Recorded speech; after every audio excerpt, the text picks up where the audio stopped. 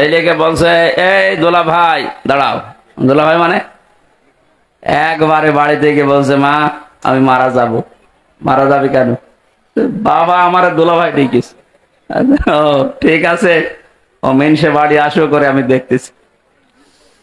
সারাদিন পরে যখন বাড়িতে এসেছে ডাক দিয়ে বলছে, কি গো তোমার মাথা ঠিক আছে? তুমি নাকি ছেলেকে দোলা ভাই ডেকেছো? বলছে, আরে মা গরু হালার এরকম হয়, একটা গরু হারিয়ে গেছে। কি হারিয়েছে? একটা গরু হারিয়ে গেছে, তাই ছেলেকে দোলা ভাই বলে ফেলছে, স্ত্রীকে মা বলে ফেলছে। একটা রাজত্ব হারিয়ে গেলে মাথা ঠিক থাকে? এই জন্যই তো উল্টা পাল্টা বকতেছে। নাই তো যে লোকটার নামে 113টা মামলা, সব মার্ডার মামলা, গুমের মামলা, সে কোন সাহসে এই কথা মুখ দিয়ে বের করে যে আমি পাশে আছি, চট করে চলে আসবো? ওর মাথা খারাপ হয়ে যায়নি? আপনি কি জানেন কত মানুষের বুক খালি করেছেন আপনি? কত মানুষ আশায় আছে আপনার শুধু একটু চামড়া পাওয়ার জন্য? কত মানুষ মান্নত করে আছে, আল্লাহ তুমি একটু চামড়া দিও। সুতরাং যেহেতু রাজত্ব হারিয়ে গেছে, তো আজকের স্ট্যাটাস দিয়েছে জয় সাহেব যে আমার মার মাথা খারাপ, ওনার কোনো বক্তব্য আপনারা কাউন্ট করবেন না। গরু হারালে মানুষ যদি বউকে মা বলে ফেলে, ছেলেকে দোলা ভাই বলে, রাজত্ব হারিয়ে গেলে অনেকে অনেক কিছু এখন বলবে। ও সমস্ত কথা আমরা কিছু মনে করব না ইনশাল্লাহ, কারণ এই মানুষগুলো এখন আর আমাদের টার্গেট নেই, এখন এরা টার্গেট হয়ে গেছে আল্লাহর। জালেমরা টার্গেট কার? এটা তো আমি বানালাম নাকি? সূরা শোরা 25 নাম্বার পারার 6 নাম্বার পৃষ্ঠার 13 নাম্বার লাইনের 42 নাম্বার আয়াতের প্রথম অংশে আছে, ইন্নামাস সাবিলু আলাল্লাযীনা ইয়াযলিমুনান নাস। আল্লাহ পাক বলেন, অবশ্যই আমি আল্লাহ নিজে মামলা দায়ের করব যারা মানুষ হয়ে মানুষের উপরে জুলুম করেছে। শব্দের দিকে খেয়াল করেন তো, যেহেতু আলেম আছে এখানে, আল্লাহ ইয়াজলিমুন কেন দিলেন? দুইটা শব্দ নিয়ে কালটা গঠিত, দুইটা কাল আছে এর ভেতরে, দুইটা সময় আছে, বর্তমান, ভবিষ্যৎ, প্রেজেন্ট, ফিউচার। আল্লাহ ইয়াজলিমুন আল মুসলিমুনা দিতে পারতেন যে মুসলমানদের উপরে যারা জুলুম করেছে। আল্লাহ দিয়েছে ইয়াজলিমুন আন নাস। হিন্দু কি মানুষ না? কথা বলেন না কেন? খ্রিস্টান মানুষ না? এ পৃথিবীতে যে ধর্মের অনুসারী হোক না কেন, লোকটা তো মানুষ। মানুষ হয়ে যদি কেউ মানুষের উপরে জুলুম করে, ভবিষ্যতেও যারা করবে, এরা আল্লাহর মামলার আসামি। এতদিন যারা করেছেন, এই 15.5 বছর, আপনি আর কিছু না বিশ্বাস করেন, সূরা শোরার এই 42 নাম্বার আয়াতের প্রথম অংশ 100% বিশ্বাস করতে পারেন, আপনি কিন্তু আল্লাহর কেসের আসামি। এটা একটা গরিব মানুষ, মাওলানা হারুন, দিনাজপুরে বাড়ি, এ যদি আমার বিরুদ্ধে মামলা দিত, আমি ওই সময় যে জায়গায় ছিলাম আকিস গ্রুপে, বাংলাদেশের ওরা 3-4 জনের ভেতরে একজন, কত টাকা লাগবে ওরে টাকা দিয়ে 2-3 দিনের ভেতরে আমি বের হয়ে চলে আসতাম। কি কথা বলে না কেন? পারতাম না? ওরা আমাকে গাড়ি চড়তে দিয়েছিল 1.25 কোটি টাকা, সেখানে ওরা কয় কোটি টাকা দিলে তো আমি চলে আসতে পারতাম। যেহেতু আমরা মামলার বাদী হারুন না, সভাপতি সাহেব না, একেবারে সরাসরি রাষ্ট্র, কিন্তু টাকা খাবেন না ওইভাবে। মামলার বাদী যত বড় হয়, মামলা তত জটিল হয়। 3টা বছরের ভেতরে বহু চেষ্টা চালিয়েছে আমার পরিবার, আমার দল মিলে, কোল কিনারা করতে পারে নাই, কিচ্ছু হয়নি। 3 বছরে মামলা যেখানে ছিল ওই জায়গায় পড়ে আছে, অথচ কয়েকদিন আগে আমার মামলা সবগুলো ঢিসমিস হয়ে গেছে। মনে করলাম বলি যে বিচারপতি, 3টা বছর তো মামলা আপনার কাছে ছিল, কিছুই তো করলেন না, আজকে মামলা দেখে বলছেন যে কোনো মাল নেই, কি দিয়ে বিচার করব? যা সব খালাস করে দিলাম। এতদিন বললেন না কেন? এতদিনে তো মামলায় কোনো মাল ছিল না। কথা বলছেন না কেন? আজকে বলছেন যে কোনো মাল ম্যাটারেস নেই, কি দেখে বিচার করব, সব খালাস করে দিলাম। সে ধরা পড়ার পর থেকে তো আপনার কাছে উঠতে আছে মামলা, ওই সময় কেন দিলেন না? এই কথাই বলতো মাননীয় আদালত যে হুজুর আমার হাত বাঁধা। কি বাধা? বলেন বলেন। বাংলাদেশের 1628 জন মানুষ দায়িত্বে আছে, ছিল, এখনো আছে। একটা মাত্র হাত খোলা ছিল, বাকি 1627 জনের হাত বাঁধা ছিল। গত পরশুদিন আমি যশোরে ছিলাম, ওসি সাহেব এসে বলছে হুজুর আমি আপনার সাথে খাবার খাবো। কেন? এতদিন পর্যন্ত আপনাকে আমি এখানে আসতে দেইনি, আমার কোনো দোষ না, আমার হাত বাঁধা ছিল।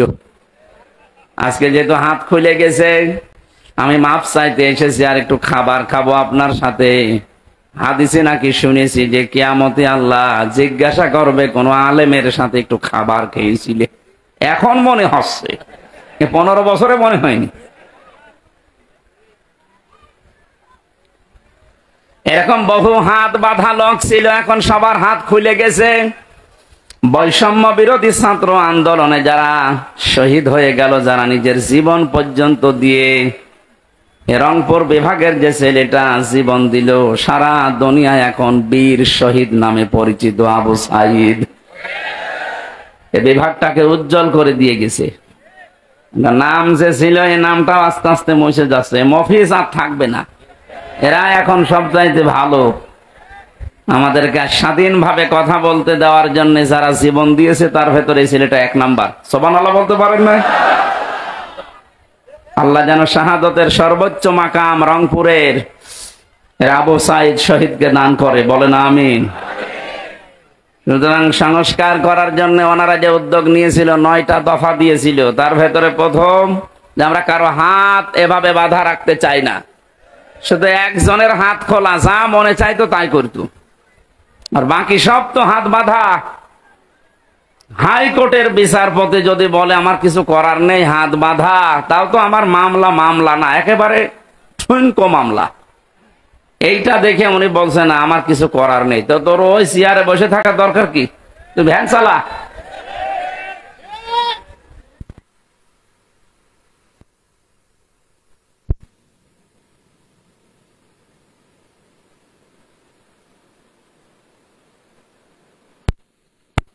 সামনে আপনাদের দিয়েছি,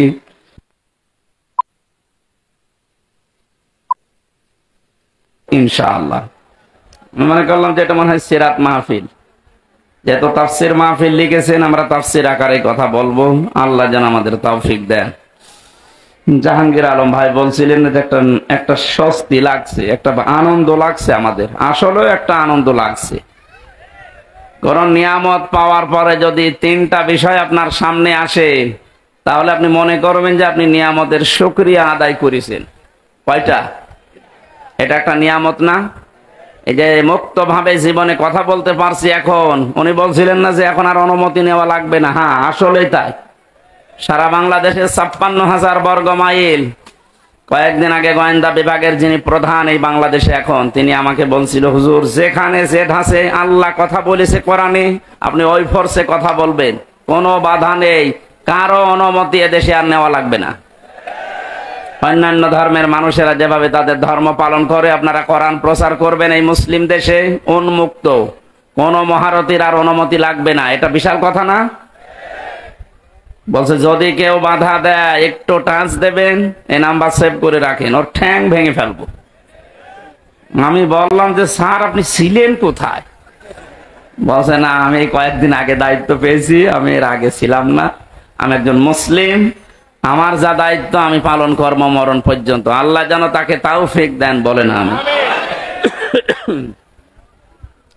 সুতরাং আমরা চাচ্ছি যত বিভাগ আছে বাংলাদেশে, বিচার বিভাগ, শিক্ষা বিভাগ, যত রকমের বিভাগ দেশে চলছে, স্বাস্থ্য বিভাগ সহ সব বিভাগের যারা দায়িত্বে আছেন, তাদের হাত যেন আর বাধা না থাকে, খুলে যায়। বলেন বলেন। হাত খোলা থাকলে মানুষের যে সাহস হয়, তার বাস্তব প্রমাণে শহীদ আবু সাইদ হাত খুলে দাঁড়িয়েছিল। হ্যাঁ, কথা বলেন না কেন? হাত খুলে যেভাবে দাঁড়িয়েছে, কি সাহস বলেন তো? ওর কি জীবনের মায়া ছিল না? ছিল। ওর জীবনেরও মায়া ছিলাম, কয়েকদিন আগে গিয়েছিলাম আমার কবরে। ওর বাবা বলছিল ছোটবেলা থেকে এরকম প্রতিবাদী, এমনিতেই গরিব মানুষের ছেলে, কিন্তু অন্যায় দেখলেও সহ্য করতে পারে না, প্রতিবাদ জানাবে, সে পেছনে যা হয় হোক। যেহেতু হাত খোলা ছিল, দেখেছেন কি সাহস, নিজের জীবন পর্যন্ত বলেছে নে, বুকের ভেতর বইছে ঝড়, বুক পেতেছি গুলি কর, গুলিও করেছিল। যে মানুষগুলো গুলির সাথে সম্পৃক্ত, বলছে স্যার একটা মারি একটা মরে আর একটা যায় না, কি মানুষ আছে? এগুলো সব জানোয়ার। আর ভিডিও করে করে আবার দেখাচ্ছে। যারা এর সাথে সম্পৃক্ত, কাউকে যেন ছাড় দেওয়া না হয়। নিরপরাধ যারা একেবারে এই ছোটখাটো জালেম আছে, এদের অত কিছু করার দরকার নেই। না, ছোটখাটো জালেমেরা কি করবে? আগস্টের 5 তারিখের 1টা পর্যন্ত সব একেবারে জান্নাতে ছিল।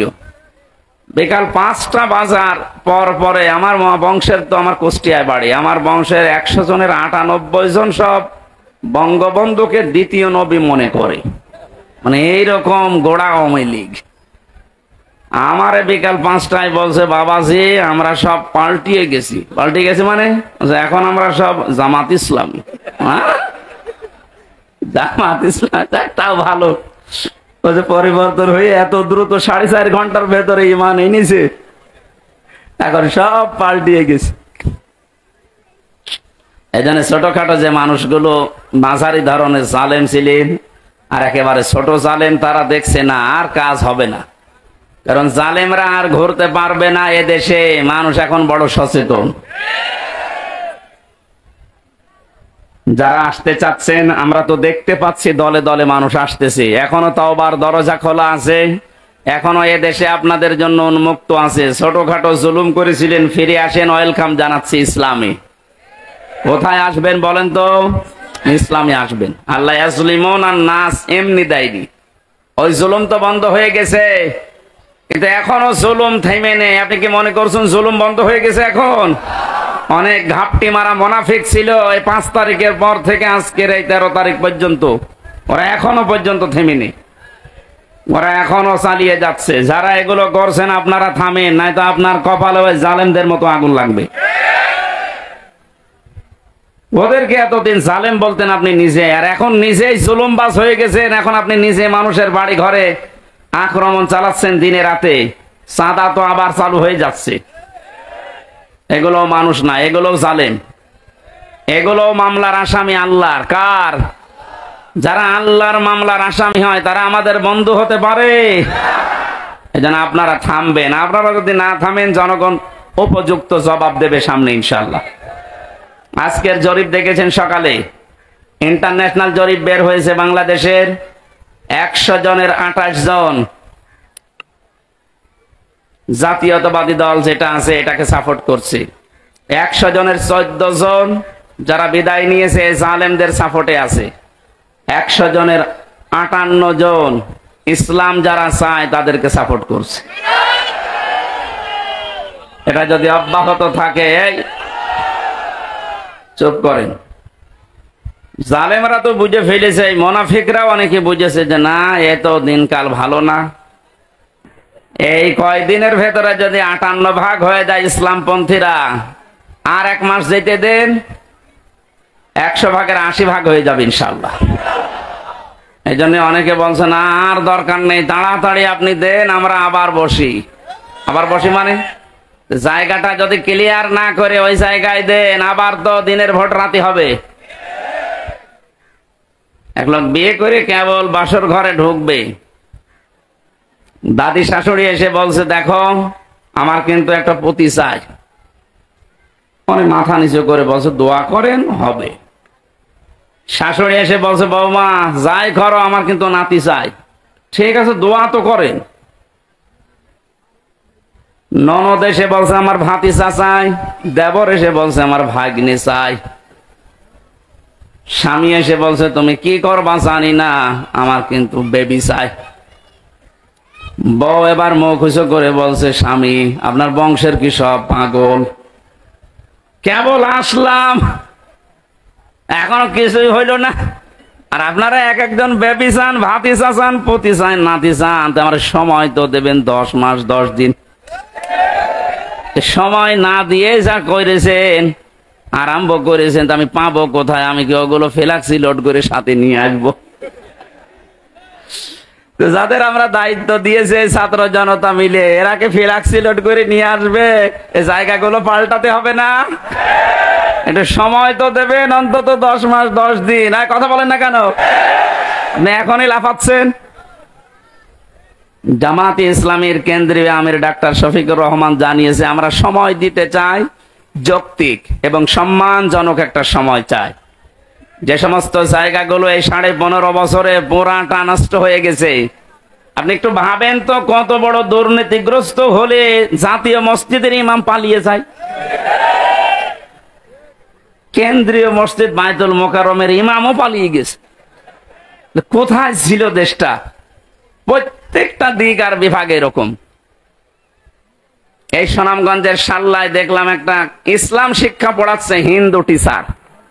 আপনি বলেন, হিন্দু সে ইসলাম শিক্ষা পড়াচ্ছে, কোথায় নামিয়েছে ইসলামকে? শিক্ষা ব্যবস্থা কোথায় নিয়ে গেছে? প্রত্যেকটা জায়গা এরকম। বিচার বিভাগ কোথায় গিয়েছিল আপনি টের পাননি? কালামানিকের দিকে তাকিয়ে বিসি উড়ে গেছে।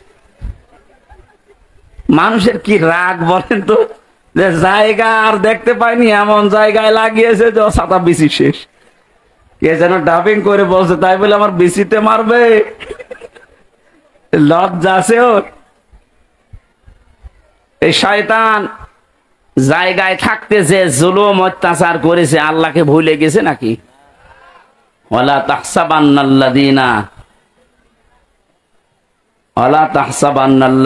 যালামু, হে নবী আপনি কি মনে করেন, ওয়ালা তাহসাবান্নাল্লাহা গাফিলান আম্মা ইয়ামালুয যালিমুন, নবী আপনি কি মনে করেন যে আমি জালেমদের সম্পর্কে একেবারে বেখবর হয়ে বসে আছি, আমার কোনো খোঁজ খবর নেই? সবচাইতে বেশি খবর রাখে আমি জালেমদের। আল্লাহ যে জালেমদের খবর রাখেন, এটার বাস্তব প্রমাণ দেখেননি? আর কি দেখবেন বলেন তো? আমার জীবনে সব পূরণ হয়ে গেছে। ও কালা মানিক যেদিন খেজুর পাতায় না কলা পাতায় ছিল, ওই দিন আমার মন ভরে গেছে। যা, আর কিছু লাগবে না। আল্লাহ যদি দুনিয়া আর কিছু নাও দেখায়, আমার আর কিছু দেখার দরকারও নেই। ফাতাহ শব্দের শাব্দিক অর্থ বিজয়। যেহেতু একটা বিজয় পেয়েছি আমরা, পরাধীন থাকলে মানুষ যে কি অসহায় থাকে আমি রিমান্ডে বুঝেছিলাম। মাটির নিচে যখন আমাকে নিয়ে যেত, মাঝে মাঝে চোখ কালো কাপড় দিয়ে বেঁধে, আমার মাথায় দড়ি লাগিয়ে, হাতে হ্যান্ডকাপ দিয়ে টাঙিয়ে রেখেছিল 11 ঘন্টা। এমন একটা অসহায়ত্ব জায়গায় ছিলাম, দুনিয়ার কোনো মানুষের আওয়াজ নেই সেখানে। মাটির নিচে একেবারে কিং কর্তব্য বিমূঢ় হয়ে, কোনো আওয়াজ যায় না। কোন নামাজ হচ্ছে, কোন আজান হচ্ছে, কিছু জানি না। জোহর আসর মাগরিব ইশা পড়েছি আমি ইশারায়, আমি জানি না যে আজান হয়েছে কিনা, নামাজ হয়েছে কিনা, কারণ কোথায় আছে আমি নিজেও জানি না।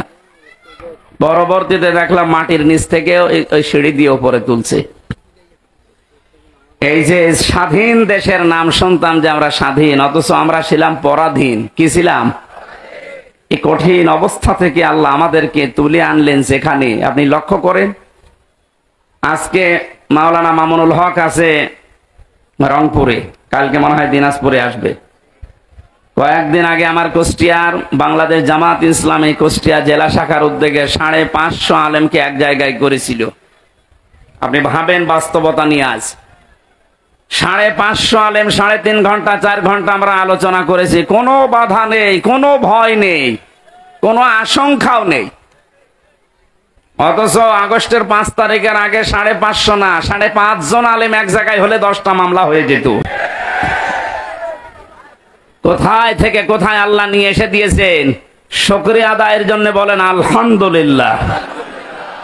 দরুদ আর সালাম পড়ছি কেন? কারণ বিশ্বনবীকে আল্লাহ পৃথিবীর রহমত করে পাঠিয়েছিলেন। তিনি শুধু সৌদি আরবের নবী ছিলেন না। ওলিয়া জোহান্নাস ইন্নী রাসূলুল্লাহি ইলাইকুম জামিআ, হে নবী আপনি দুনিয়ার মানুষকে জানান আমি শুধুমাত্র এই এলাকার জন্য নবী হয়ে আসি নাই, তামাম পৃথিবীর যত জায়গা আছে সবার জন্য আমি রাসূল। বলেন সুবহানাল্লাহ। তামাম পৃথিবীর যে জায়গা আছে তার ভেতরে বাংলাদেশ নেই। বলেন বলেন, যদি বলেন 1450 বছর আগে বাংলাদেশ ছিল, ছিল। এই জায়গাটায় যে ওই সময় আল্লাহর নবী মুহাম্মদুর রাসূলুল্লাহর সাহাবী ইসলাম নিয়ে আমাদের দেশে আগমন করেছিলেন, তার প্রমাণে রংপুর বিভাগের লালমনিরহাট জেলার পাটগ্রাম থানায় একটা মসজিদ পাওয়া গেছে যার বয়স 1475 বছর। হিসাব করে দেখতেছে মৃত্তিকা গবেষণাগার যারা আছে, মাটি পরীক্ষা করে, ওখানে যে সাল লেখা ছিল মসজিদের উপরে, ওই মাটি গাজীপুরের মৃত্তিকা গবেষণাগারে পরীক্ষা করে দেখা গেছে এর যা বয়স, ওই সময়ও বিশ্বনবী দুনিয়ায় 3 বছর জীবিত ছিলেন। তার মানে প্রমাণ হয়ে গেছে নবীজি জীবিত থাকতেই বাংলাদেশ নামক এই ভূখণ্ডে আল্লাহ ইসলাম পাঠিয়ে দিয়েছে। এই জন্য আমরা নিয়ামত হিসাবে রাসূলুল্লাহকে যারা পেয়ে কদর করে নাই, সম্মান দেয় নাই, আল্লাহ পাক কিন্তু সে নিয়ামতকে তাদের মাঝে রাখে নাই। উনি জন্ম নিয়েছিলেন মক্কায়, কিন্তু কিয়ামত পর্যন্ত থাকবেন উনি মদিনায়। যেখানে আসলেন ওখানে কিন্তু বেশি দিন ছিলেন না, 63 বছরের ভেতরে মাত্র 53 বছর ছিলেন। কত বলেন বলেন, 53 বছর মাত্র জীবন কাটিয়েছেন সে মক্কায়। আর ওই 53 বছরের পর থেকে বাকি 10 বছর এবং এই 1450 বছর একাধারে যিনি যেখানে আছেন তার নাম মদিনা। তার নাম কি? ওই মানুষগুলো এত বেশি শ্রদ্ধা সম্মান জানিয়েছে, সাহায্য করেছে রাসূলুল্লাহকে, আল্লাহ এত বেশি খুশি হয়েছিলেন তাদের উপরে, কিয়ামত পর্যন্ত তাদের বুকের মাঝে আল্লাহ রাসূলকে রেখে দিয়েছেন। এখানে লাইমস্টোন হজ গ্রুপের ব্যবস্থাপনা পরিচালক আছে, হাজার হাজার মানুষকে দেশ থেকে উনি আল্লাহর ঘরের মেহমান করে নিয়ে যায় খেদমতের জন্য। আমি জিজ্ঞাসা করছি, জাহাঙ্গীর ভাইকে জিজ্ঞাসা করছি, মানুষ শুধু যদি হজ করতে যায়, সে ফরজ হজ নফল হজ যাই হোক, মক্কা বাদে হজের জায়গা আর আছে নেই। আপনি যদি শুধু মক্কাতেই হজের কাজগুলো করতে পারেন আপনার হজ হয়ে যাবে, মদিনায় না গেলেও হজের ক্ষতি হবে না। লক্ষ লক্ষ মানুষেরা প্রায় 600 কিলোমিটার মক্কা থেকে মদিনা, 450 মাইল, এত বড় পথ পাড়ি দিয়ে পৃথিবীর তামাম পৃথিবীর কোটি কোটি মানুষ যারাই হজ করতে যাবে কিয়ামত পর্যন্ত, তারা মক্কাতে হজ শেষ করে ফেললে ও মদিনায় তারা 2 দিন 5 দিন 7 দিন 10 দিন রাসূলুল্লাহর মহব্বতে 40 ওয়াক্ত নামাজ পড়ে তারপরে আসে। অথচ হজের কাজ সেখানে নেই, আর রাসূলকে সালাম দেওয়ার জন্য। এখান থেকে আমরা শিক্ষা যেটা নিতে পারি, যে নিয়ামতের শুকরিয়া আদায় মক্কার লোকেরা করে নাই, আল্লাহ তাদের মাঝে রাসূলুল্লাহকে পাঠিয়েছেন কিন্তু রাখেন নাই। যারা শুকরিয়া আদায় করেছিল, নিয়ামতের গুরুত্ব দিয়েছিল, কিয়ামত পর্যন্ত আল্লাহ তাদের কাছে রাসূলকে রেখে দিয়েছে। আমাদের উচিত হবে আমরা যে নিয়ামত পেলাম, এই যে মুক্ত জীবন, নিয়ামতের শুকরিয়া আদায় করার জন্য আমি বলেছিলাম শর্ত মানা লাগে কয়টা? 3টা। বলেন তো কয়টা? আরো জোরে বলেন। কোরআনে কারীম জানাচ্ছে, ওয়াইদ তাযানা রাব্বুকুম লাইন শাকারতুম লাযিদান্নাকুম ওয়া লাইন কাফারতুম ইন্না আযাবি লাশাদীদ। স্মরণ করো ওই সময়ের কথা। আল্লাহ পাক বলেন, যদি আমি কাউকে নিয়ামত দেই আর নিয়ামতের শুকরিয়া আদায় লোকটা করে, ওর জীবনে লাযিদান্নাকুম, আমি নিয়ামত বাড়াতেই থাকবো। শুধু বাড়িয়ে দেব না, বাড়াতেই থাকবেন। এবার আসেন নিয়ামতের শুকরিয়া আদায় করে কি করে? বাংলাদেশ, ভারত, পাকিস্তান সহ এই এলাকার মানুষরা মনে করে যে টুটি পর্যন্ত খেয়ে ঢেকর একটা তুলে বললাম আলহামদুলিল্লাহ হয়ে গেল। না, এটা নিয়ামতের শুকরিয়া আদায়ের একটা বাক্য মাত্র, কিন্তু শর্ত মানা লাগবে আপনাকে 3টা। কয়টা? আপনি শুনতেছেন? 1 নম্বরে আপনাকে বলা লাগবে যে হ্যাঁ এটা নিয়ামত। 15.5 বছর পরে যেটা পেলেন, সত্যি করে মুখ দিয়ে উচ্চারণ করেন তো এটা কি নিয়ামত? বলেন বলেন। 96% মুসলমান আমরা এখানে বাস করি, অথচ আমাদের ধর্মীয় গ্রন্থ কোরআনে কারিমকে প্রচার করার জন্য 14 জায়গায় অনুমতি নেওয়া লাগতো। কত বড় নিয়ামত আমরা পেয়েছি যে এখন কোন অনুমতি না, ওরা এসে আরো পাহারা দেয়। এই নিয়ামত আমরা সবাই স্বীকার করছি তা না। আমি যে বললাম ওই যে 14 জন এখনো পর্যন্ত জালেমদের পক্ষে আছে, ওরা কিন্তু এই নিয়ামত পেয়ে খুশি না, ওরা এখনো বেজার। 100 জনের 14 জন বাদ গেলে বাকি থাকে কত?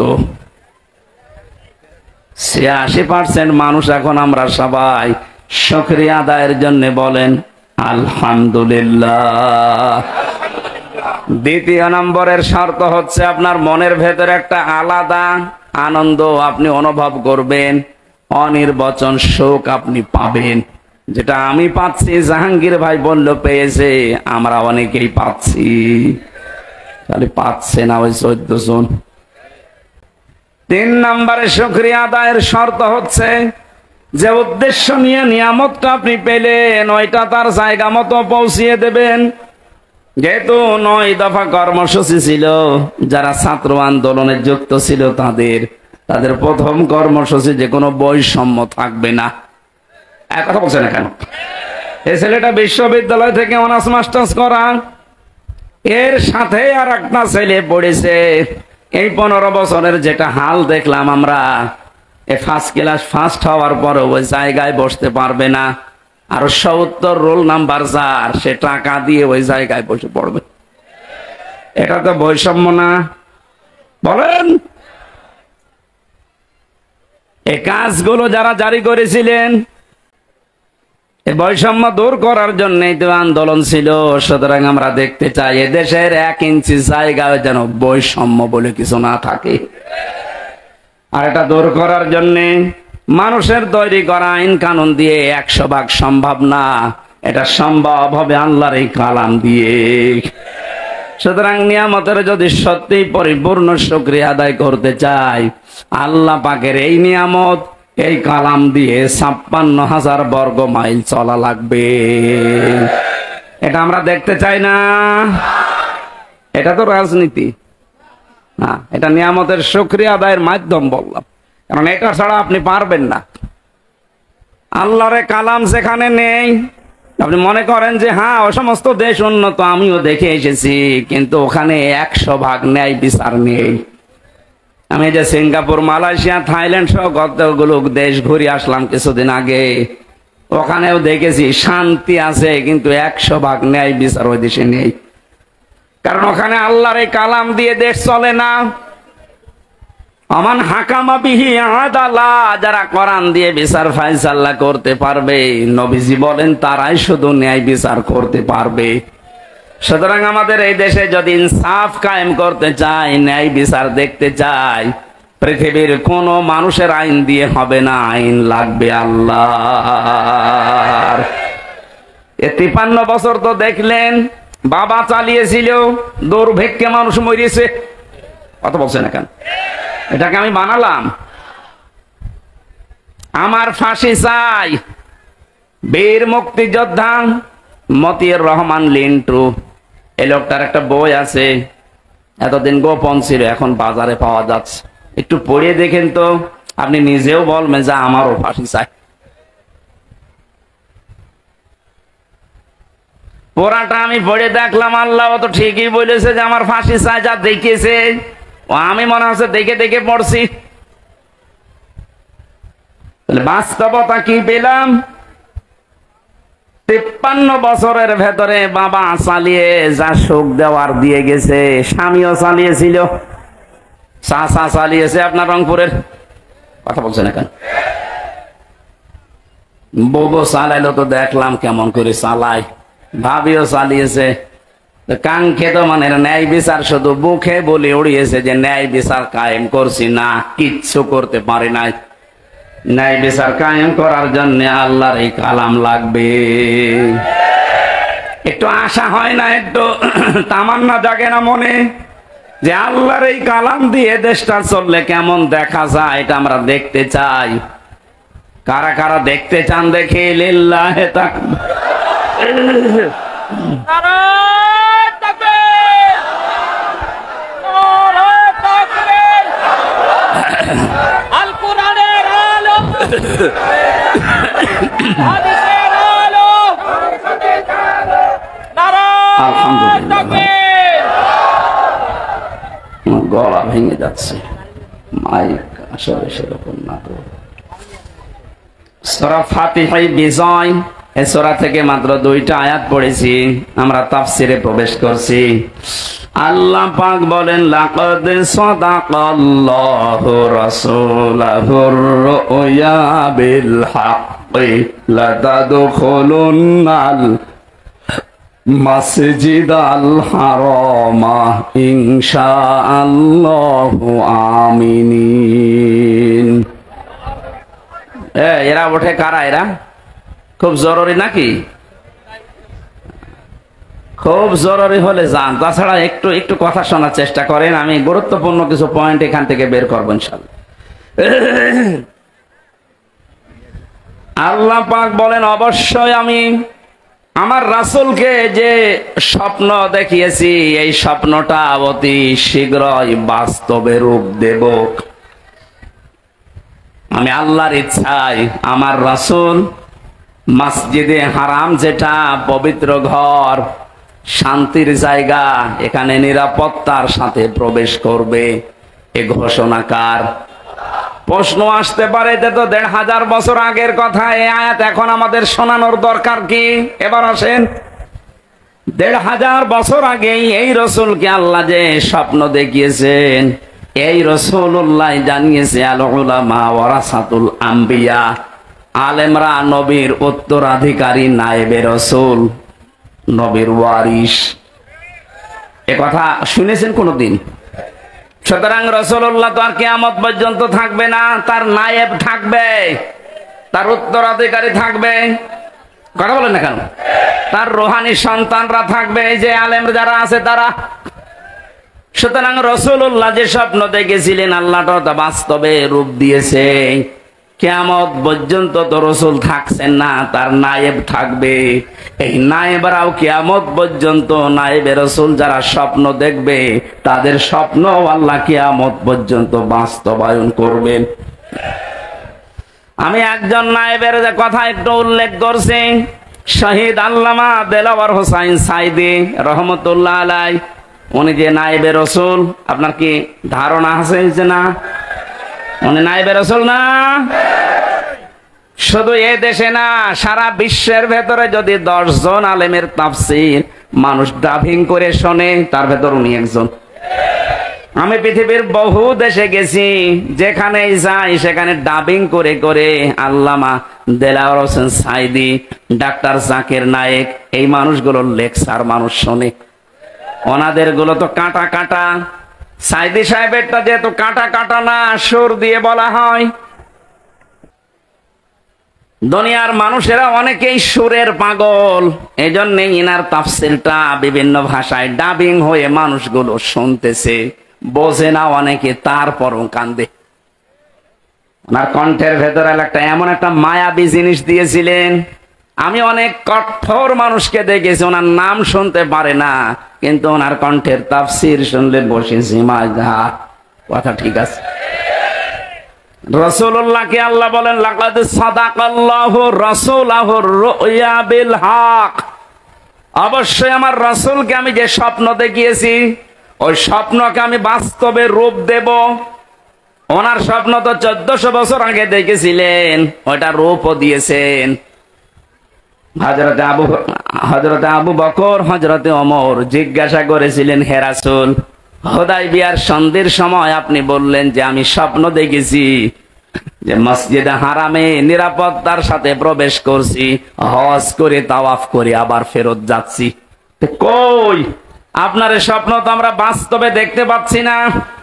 এখানে এসে ওরা আমাদেরকে বাধা দিয়েছে। এমন যে সমস্ত শর্তগুলো হুদায়বিয়ার সন্ধিতে আপনি করলেন, একটাও আমাদের পক্ষে আসে না। আপনার স্বপ্ন তো স্বপ্ন না।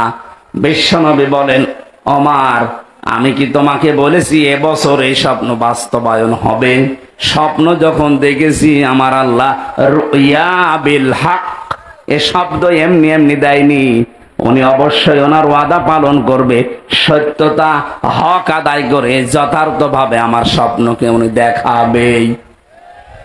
ঠিক পরবর্তী বছরে আল্লাহ সে স্বপ্নকে বাস্তবায়ন করে দেখিয়েছে। রাসূলুল্লাহ এখন নেই, সেহেতু বারবার বলছে এগুলো রাসূলের নায়েব, রাসূলের ইস্তালাভিষিক্ত মানুষ, ওনারাও যে স্বপ্ন দেখবে। শহীদ আল্লামা সাঈদী যে স্বপ্ন দেখেছিলেন এই দেশে কালেমার পতাকা উড়বে, এটা আমি বানালাম। এক কথা বলেন না কেন? ইঁদুরের গর্ত খুঁজে পাবেন না, উনি কথা বলেছিলেন।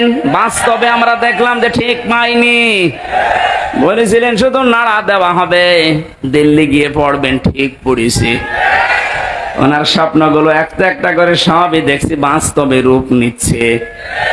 ওনার আরো স্বপ্ন ছিল ৫৬,০০০ বর্গ মাইল উপরে কালেমার পতাকা উড়বে। শুধু উড়বে বলেননি, বলেছিলেন জালেমদের নাকের ডগার উপর দিয়ে উড়বে। ঠিক এখন তার দিকে যাচ্ছে।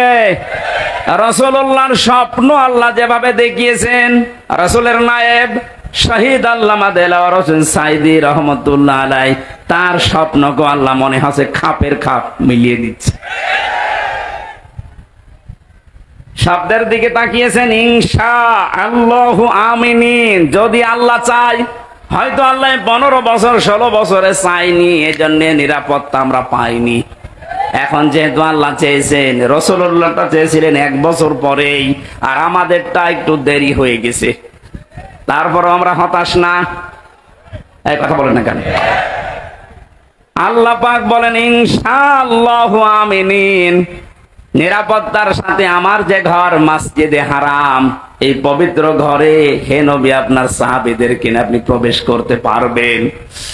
আমরা দেখেছি ইতিহাস থেকে এই সূরার 18 নম্বর আয়াত আপনারা শুনছেন। হুদায়বিয়ার সন্ধির সময় ১৩০০-১৪০০ মানুষ নিয়ে এসেছিলেন নবীজি। ১৪০০ সাহাবী নিয়ে তিনি হজ করতে আসলেন। হুদায়বিয়া নামক যে জায়গাটা, ওখানে এখন দেখলাম একটা মসজিদ বানানো আছে, একটা খেজুর গাছ আছে পাশে, একটু ছোট্ট বাজার আছে, মানুষ বাজার ঘাট করছে। এই জায়গাতে ১৫০০ বছর আগে রাসূলুল্লাহ ১৩৯৯ জনকে হাতের উপরে হাত দিয়ে বায়াত করিয়েছিলেন। ও বাংলার মুসলমানেরা, শুধু ঘটনা শোনা না, এখান থেকে বাস্তব শিক্ষা কি? হযরত ওসমানকে পাঠিয়েছিলেন তারা মক্কাতে। ওরা ওসমানকে বেঁধে রেখে ঘোষণা দিয়েছে যে ওসমানকে হত্যা করা হয়েছে। ওই সময় রমজান মাস ছিল। নবীজি সাহাবীদেরকে বললেন, তোমরা সবাই আমার হাতের উপরে হাত দাও, ইহরামের যে কাপড় পরা আছে হজ করার জন্য ওইটা খুলে ফেলো। এখানে যেহেতু হজের ব্যবস্থাপনা পরিচালক আছেন লাইমস্টোন, আমি বারবার বলছি এই কারণে বাংলাদেশে বহু মানুষ হজের কাজ করছেন। আমি নিজেও গেছি ফরিদপুরের একজনের মাধ্যমে, ঝিনাইদহের একজনের মাধ্যমে। আপনাদের এই এলাকা ভিত্তিক আমি যতটুকু খবর নিয়েছি, শুনলাম, আর ওনারা অনেক দিন থেকে ওই দেশের সাথে পরিচিত। এমন এমন মানুষের সাথে হজে উমরাতে যাওয়া দরকার, যেখানে গেলে আল্লাহর নিদর্শন গুলো দেখা যায়। আজকে আমি আসার পরে যে কথাগুলো শুনেছি, আশা করছি অনেক কিছু ওনারা আল্লাহর নিদর্শন দেখাতে পারবে। এই জায়গাটাতে একটু ঘাপলা আছে। যারা এই কাজগুলো করে ব্যবসার খাতিরে, তারা কিছু টাকা পয়সা বাঁচাতে অনেক মানুষকে আল্লাহর সৃষ্টি নিদর্শন দেখায় না। বহু জায়গা আছে দেখার মতো। আল্লাহ বলেন, কুল সিরু ফিল আরদ ফানজুরু, জমিন ভ্রমণ করো আর নজর করে দেখো। ওনাদের যারা দায়িত্বে আছেন, জাহাঙ্গীর ভাই সহ, মুয়াজ্জিম ভাই সহ আর যারা আছে, আপনারা যদি যেতে চান ওই মানুষগুলোর সাথে যোগাযোগ করবেন আর বলে দেবেন, এই যে কোরআনে হাদিসে যে বর্ণিত জায়গাগুলো আমাদের দেখান, আমাদের ঈমান যেন যা আছে আরো বেড়ে যায়। আমি তো শুধু হজে চাইনি, ৪৫টা দিন যত কিছু কোরআন হাদিসে পড়েছি সব মিলাতে গেছি। এখানে নবীজি ১৪০০ মানুষকে নিয়ে একজন মানুষকে পাঠিয়েছিলেন, তার জামাই হযরত ওসমান, আর বাকি সব তার সাথে।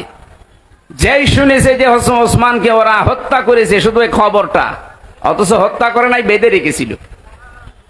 নবীজি বললেন, এই গাছের এই বাবলা গাছ, এখানে আমার হাতের উপরে হাত লাগাও, আর 1399 জন যারা আছো হজের কাপড় পরা, হজের কাপড় খুলে ফেলো।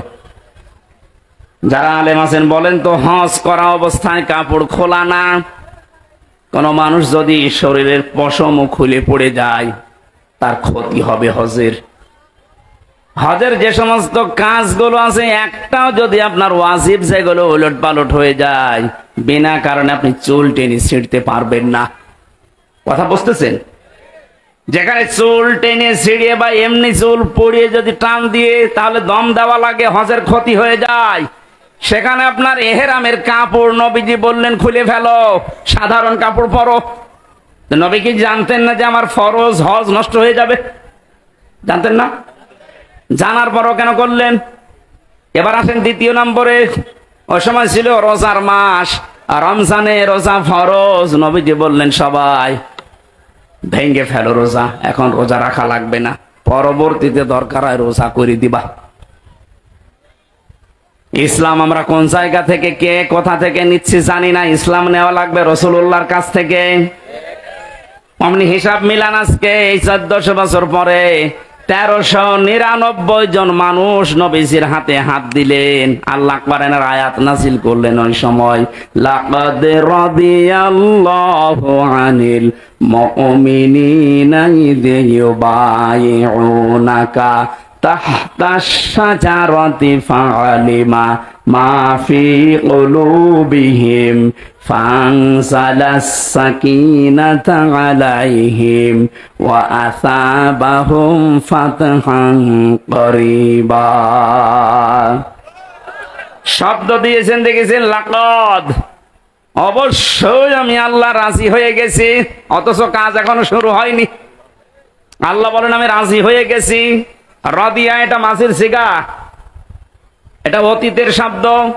আল্লাহ গ্যারান্টি দিয়ে বলছেন আমি রাজি হয়ে গেছি আনিল মুমিনিনা, ওই মুমিনদের উপরে, তাহতা শাজারা, এই যে বাবলা গাছের নিচে আপনার হাতের উপরে যারা হাত দিয়েছে, এই বায়াত দ্বারা গ্রহণ করছে, ইদ ইউবাইউনাকা, আপনার কাছে যারা শপথ নিচ্ছে, বাক্য বায়াত গ্রহণ করছে, এদের প্রত্যেকের উপরে আমি আল্লাহ রাজি হব না হয়ে গেছি।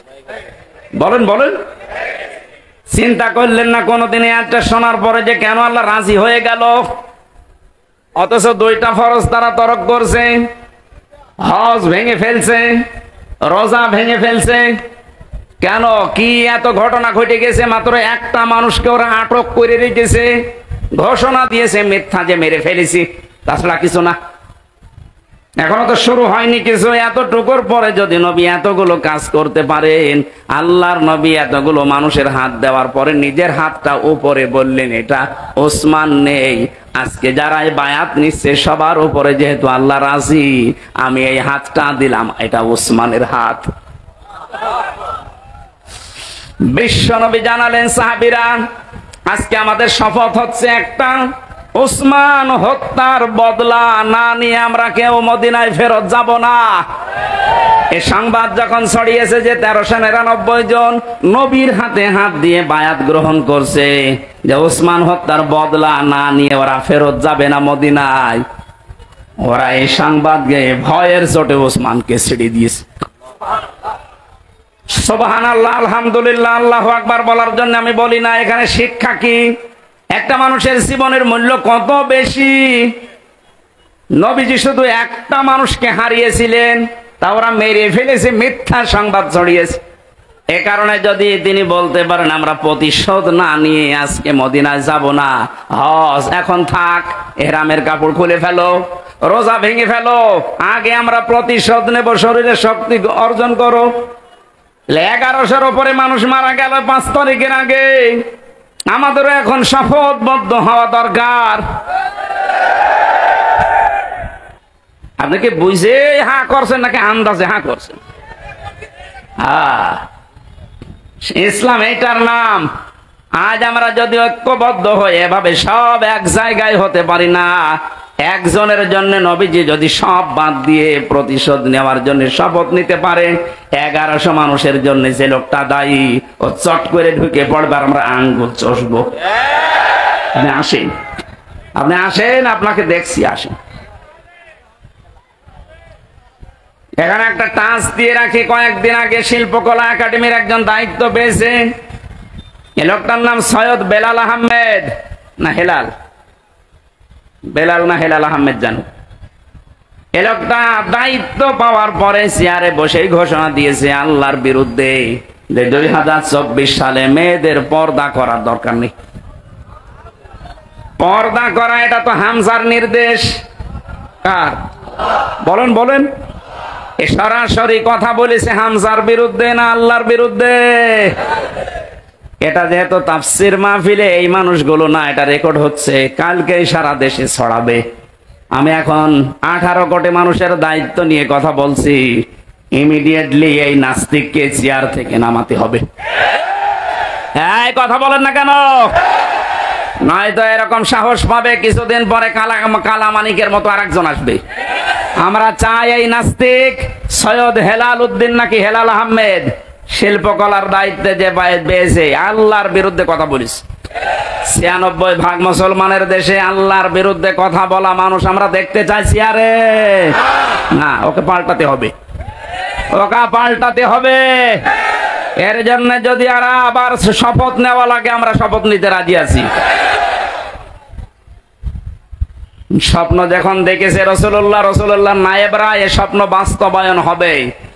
উনি যখন বলেছিলেন সালেমদের নাকের ডগার উপরে কালেমার পতাকা উড়বে, ইনশাআল্লাহ এ স্বপ্ন বাস্তবায়ন হবে। এই জন্য আয়াতের মাঝে আল্লাহ ইনশাআল্লাহ দিয়েছেন, ইনশাআল্লাহু আমিনিন। নিরাপত্তার সাথে আপনি চলতে পারবেন। মুহাল্লিকিনা রুসাকুম ওয়া মুকাসসিরিনা লা তাখাফুন। যখন মসজিদে হারামে প্রবেশ করে কেউ চুল কসর করে, কেউ টাক করে ফেলবে, কোনো ভয় থাকবে না তোমার মনের ভেতরে। ফাআলিমা মা লাম তা'লামু, এটা তো তুমি জানতে না, আমি আল্লাহ তোমাকে জানিয়েছি। আমি আল্লাহ নিজে জানি, কিন্তু তোমরা নিজেরা এটা জানতে না। ফাজআলা মিন দুনি যালিকা ফাতহান করিবা। আল্লাহ বলেন আমি আরেকটা সংবাদ তোমাদেরকে দিয়ে দিলাম, একটা বিজয়ের সংবাদ দিলাম, তোমরা অতি শীঘ্রই দেখতে পাবে। 1400 বছর আগে রসুলকে যেমন আল্লাহ দেখিয়েছিলেন, আমাদেরকে দেখাতে পারবে না, ওই শক্তি আল্লাহর নেই। বলেন বলেন। আমরা এরকম 1399 জনের মতো যদি ঐক্যবদ্ধ হয়ে শপথ নিতে পারি, আজকে কোন জালেমের ছাড় নেই। আল্লাহ শুধু এতটুকু দেখেই কাফেরদের মনের ভেতরে ভীতি সঞ্চার করে দেবে, ওরা ভয়তে ওসমানকে ছেড়ে দেবে। আজ বিশ্বের দিকে তাকান, আন্তর্জাতিক মহলরা কিন্তু অনেকে এখন নজর দিচ্ছে এই দেশের দিকে। এই বিষয়টা গোপনীয়, এই জন্য আমি বলছি না। আপনি মনে করছেন দেশে ইসলাম কায়েম হয়ে গেলে আপনি টিকে থাকতে পারবেন না। আমার পাশে যে প্রতিবেশী আছে, প্রতিবেশী কোনোদিন চায় যে আমরা এদেশে দিন কায়েম করে ফেলি? ওরা আমাদের এই দেশকে যখন ভাগ হয় তখন নাকি সাহায্য করেছিল পাকিস্তানের কাছ থেকে আলাদা করার জন্য। এই জন্য ওনারা আমাদের বন্ধু। আজ ওনারা 7 সিস্টারের মাধ্যমে 7 ভাগ হচ্ছে, আমরাও সাহায্য করব। আপনি যদি 1 ভাগ করে বড় বন্ধু হয়ে যান, আমরা 7 ভাগ করে দিচ্ছি, আমরা তো আরো বড় বন্ধু। অলরেডি শুরু হয়ে গেছে, যা শুরু হয়েছে মণিপুরে, দেখেন কি হয় কয়েকদিন পরে। ধুতি নিয়ে টানাটানি বেজে যাবে দাদার। ফাতহান করিবা, আসন্ন বিজয় আমরা দেখতে পাচ্ছি, বিজয় খুব নিকটে। আল্লাহ যেন চর্ম চোখে এটা দেখার তৌফিক দেয় যে দেশটা কোরআন দিয়ে চলছে এবং নিরাপদে আছে। শুধু চললেই হবে না, নিরাপত্তা লাগবে। 228টা রাষ্ট্র এখন দুনিয়ায়, মাত্র 57টা মুসলিম রাষ্ট্র, এর ভেতরে অধিকাংশগুলোই মুনাফিক। কথা বলেন না কেন? তাও আশপাশের প্রতিবেশীগুলো যদি ইমানদার পেতাম, তাও আশার সঞ্চার হইতো। প্রতিবেশীগুলো সব হারামি আর বেঈমান।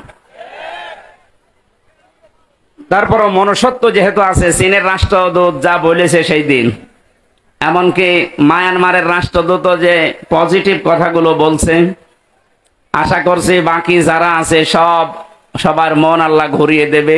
এই দেশে আবার নায়েবে রাসূলের এই স্বপ্ন পূরণ হবে, কালেমার পতাকা পথ পথ করে উড়বে ইনশাআল্লাহ।